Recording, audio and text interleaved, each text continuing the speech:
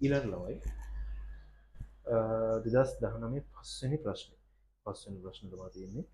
මේ ළමයි මට තව එකක් කියන්න දරනවා ගොඩක් වෙලාවට ඔයාලගේ මේ ප්ලැට්ෆෝම් වල මේ විවරණ නෑ රසායන විද්‍යාව විවරණය ෆිසික්ස් නම් තියෙනවා. ඉතින් මේ නිසා තමයි මම මේ විවරණයක් හදන්නේ. සමහර ගුරුවරුත් මගෙන් ඉල්ලලා තිබ්බා. ඉතින් ඒ නිසා තමයි මේකට හරි තියරියත් එක්ක විවරණයක් හදන්නේ. ගොඩක්ම කියන්නේ පාසල් ගුරුවරු පව ඉල්ලලා තිබ්බා. ඉතින් මේ නිසා මේ විවරණය හදනවා. ඉතින් කාට හරි මේකේ ප්‍රයෝජනයක් වෙනවනේ. ප්‍රයෝජනවත් වෙනවනේ. ඉතින් එතකොට මේකේ හරියට ප්‍රතිඵලය ගන්න ඔයාලා පාස් පේපර් එක කරලා ඉන්න හරි. එහෙම නැත්නම් අපරාධේ මේ නිකම්ම ඔයාලා කරගෙන යන්න එපා. කරලා බැරි වුණාට පස්සේ තමයි මේක කරන්න ඕනේ. ඒ කියන්නේ මේක කරන්න try එකක් දීලා ඊට පස්සේ බැරි නම් මේක විවරණය ගන්න. තීර කොටස් මම ටිකක් දානවා කොහොමද ඉස්සරහට ප්‍රධාන වෙයි. ඒකෝර ඔයාලට ඒක බලා ගන්නත් පුළුවන්. හරි. 2019 පේපර් එක. 2019 පේපර් එකේ තියෙනවා 2019 පේපර් එකේ පස්වෙනි ප්‍රශ්නේ ඊළඟට අපිට තියෙන්නේ. පස්වෙනි ප්‍රශ්නේ විදුලි රින්තාව වැඩි වෙනසක් ඇති මූලද්‍රව්‍ය යුගල හඳුනා ගන්න කියලා තියෙනවා. 2019 පහ. දැන් ඒතකොට විද්‍යුත් රින්තාව කියලා කියන්නේ මොකක්ද?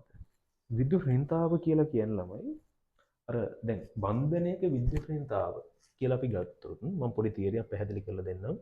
බන්ධනයක විද්‍යුත් රින්තාව කියලා අපි ගත්තොත් HCl අපි ගමුකෝ. HCl අණුව තියෙනවා.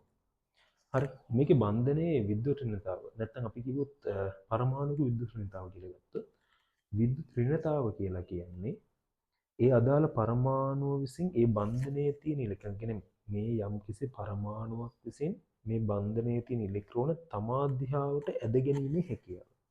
ඒතර තමා දිහාවට ඇද ගැනීමේ හැකියාව වැඩි නම් එයාගේ විද්‍යුත් රින්තාව වැඩි කියලා අපි කියනවා. එතකොට සාමාන්‍ය HCl අණුව ගත්තා. හරි මේකේ බන්ධනයේ මොකද්ද? මෙන්න මේ බන්ධනයනේ. එතකොට Cl වල විද්‍යුත් රින්තාව වැඩි කියලා අපි කියනවා. Cl වල විද්‍යුත් රින්තාව වැඩි නම් මේ බන්ධනයේ තියෙන ඉලෙක්ට්‍රෝන ටික මෙන්න මේ ක්ලෝරින් දිශාවට ඇදිලා යනවා. ඒ කියන්නේ මෙන්න මේ දිශාවට ඉලෙක්ට්‍රෝන ටික ඇදිලා යනවා මේ දිශාවට. හරි. එතකොට කාක්ෂිකය එතකොට වෙනස් වෙනවා. හරි. කාක්ෂිකය වෙනස් වෙන්නේ කොහොමද? දැන් මෙතන H තියෙනවනේ දැන් සාමාන්‍ය කාක්ෂිකය මෙන්න මේ ඕල් ෂේප් එකට තියෙනවා. හරිද? ඕල් ෂේප් එක කියන්නේ මේක හරි භාගී යනවා. හරිද? ඕල් ෂේප් එක තියෙනවා. ඊට පස්සේ දැන් මෙහෙම ඇදිලා ගියාට පස්සේ මොකද වෙන්නේ? මෙන්න මෙහෙම එක වෙනස් වෙනවා. හරි. කොහොමද වෙනස් වෙන්නේ? මෙන්න මෙහෙම. අර গিitar එක පික් එක තියෙන්නේ. গিitar එකේ පික් එකේ හැඩයට එනවා. ඒ කියන්නේ දැන් මෙතන සමානුරූපී කියන්නේ මේ හැමතැනම සමානව ඉලෙක්ට්‍රෝන ඝනත්වය විහිදිලා තිබ්බනේ කලින්. හැබැයි විදුලි රින්තාව වෙනසත් එක්ක මේ බන්ධනයේ තියෙන ඉලෙක්ට්‍රෝන මේ පැත්තට යනවා. එතකොට Cl පැත්තට යනවා. මෙතන තියෙන Cl පරමාණු. හරි Cl න්‍යෂ්ටි මෙතන තියෙනවා. Cl මෙතන H න්‍යෂ්ටි තියෙනවා. හරි. එතකොට මේ හයිඩ්‍රජන් පැත්තෙන් මේ ගන්නවා ඉලෙක්ට්‍රෝන ටික ක්ලෝරින් පැත්තට. එතකොට ක්ලෝරින් න්‍යෂ්ටිය වටේ ඉලෙක්ට්‍රෝන ඝනත්වය ඉලෙක්ට්‍රෝන ඩෙන්සිටි එක වැඩි වෙනවා කියලා අපි කියනවා. ඉලෙක්ට්‍රෝන ඩෙන්සිටි එක වැඩි වුණාට පස්සේ මේකේ හැඩය මෙන්න මේ වගේ හැඩයක් තමයි එන්නේ. හරි. අපි දැන් ප්‍රශ්නෙට යමු. ඔක තමයි සාමාන්‍යයෙන් තියරි එක. හරි. මේක අහන්නේ ඔයාලට පේනවා ඇති. මොකද්ද?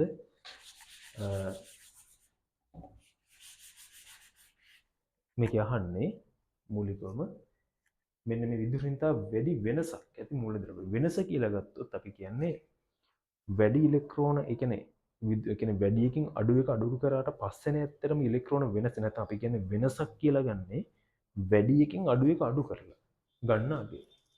එහෙනම් මේක කියන්නේ විදුලි රින්තාව වැඩි වෙනසක් ඇති මූලද්‍රව්‍ය හඳුනා ගන්න කියලා. දැන් මේකේ මූලික තියරි ටික මෙන්න මේකයි. හරි. පළවෙනිට ආවර්ත වගුව හිතාගන්න. මේක ආවර්ත වගුව ඕන. ආවර්තිතා වගුවේ මොකද්ද?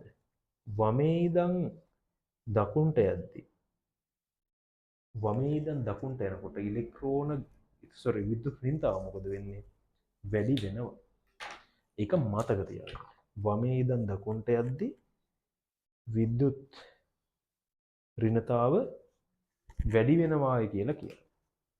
එහෙනම් ඉතින් ආවර්තව වගේ උඩ කියන්නේ ඒ වගේම ආවර්තව වගේ උඩ සිට පහළට ඒ කියන්නේ කාණ්ඩයක් දිගේ ඉහළ සිට පහළට යද්දී විද්‍යුත් ඍණතාව අඩු වෙනවායි කියලා කියනවා.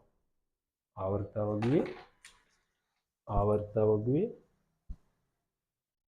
ඉහළ සිට පහළට කාණ්ඩයක ඉහළ සිට පහළට යද්දී විද්‍යුත් ඍණතාව අඩු වෙනවායි කියලා අපි කියනවා.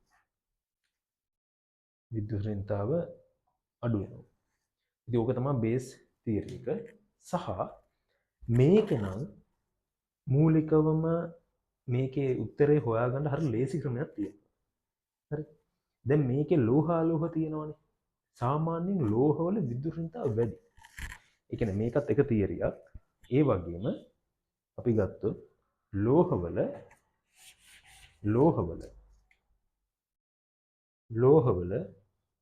අපි කියනවා විද්‍යුත් ඍණතාව වැඩි කියලා අපි කියනවා. ලෝහවල විද්‍යුත් ඍණතාව වැඩි, අලෝහවල විද්‍යුත් ඍණතාව එහෙනම් අඩු වෙනවා. ඉතින් එහෙනම් අලෝහවල විද්‍යුත් ඍණතාව අඩුයි කියලා අපි කියනවා. හරි. එහෙනම් ඉතින් ලෝහවල වැඩි නම් අලෝහවල අඩුයි නම් මේ දෙකේ වෙනස මොකද වෙන්නේ? ඒ කියන්නේ ગેප් එක මොකද වෙන්නේ? වැඩි වෙනවා. එහෙනම් ඔයාලට මේ වගේ ප්‍රශ්නයක් දුන්නොත් මේක හොඳ ප්‍රශ්නයක්. මේ වගේ ප්‍රශ්නයක් දුන්නොත් අනිවාර්යයෙන්ම ලෝහයි අලෝහයි මේ තියෙන උත්තරයකට යන්න.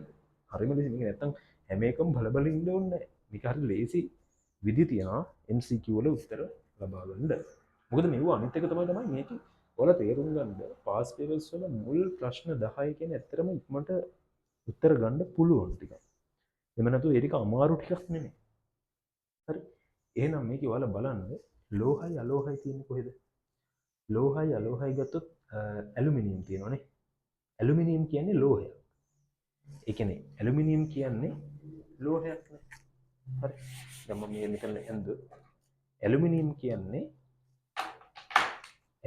කියන්නේ ලෝහයක්. දැන් ලෝහ අලෝහයෙන් කරන හැටි ඉතින් ආවර්තවක කරද්දී දැනගන්න ඕනේ. මේක ලෝහයක්. කාබන් කියන්නේ අලෝහයක්. හරි. මේක ලෝහයක්, මේක අලෝහයක්. එහෙනම් ඉතින් මේ දෙන්නගේ තියෙන ગેප් එක මොකද වෙන්නේ? වැඩි වෙනවා. ඒ කියන්නේ විද්‍යුත් ඍණතාව ගත්තොත් ඇලුමිනියම් වල විද්‍යුත් ඍණතාවෙන් කාබන් වල විද්‍යුත් ඍණතාව අඩු කරාම අනිත් ඒවා අඩු කරාට වඩා වැඩි වෙනසක් තමයි ඉතුරු වෙන්නේ. එහෙනම් මේකේ උත්තරය අපිට ගන්න පුළුවන් උත්තර අංක 5. මේක මොනවා හරි දෙයක් තියෙනවා නම් ඔයාලා කියන්න අපි ඒක ආයෙ निराකරණය කරලා දෙනවා.